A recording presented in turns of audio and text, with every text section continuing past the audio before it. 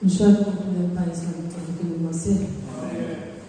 Jadi kita berpukul dia mission lam temin tu kan dia kan dan langsung tu lagi kan dengan dia ikan dia dikelilingi laluก็ชกลำปักเตะก็ขุกเข็บอะไรก็ชกลำปักเตะก็จ้างเหตุแล้วการเป็นมวยผมเองติดกันแล้วอะไรของเนี่ยมาเราจะเรื่องตรงการเป็นเรื่องเราเด็กคุยเรื่องอะไรเรื่องปัจจัยอะไรนี่การมันสายโดนนี่มาเกิดเนี่ยลาเป็นมันสาย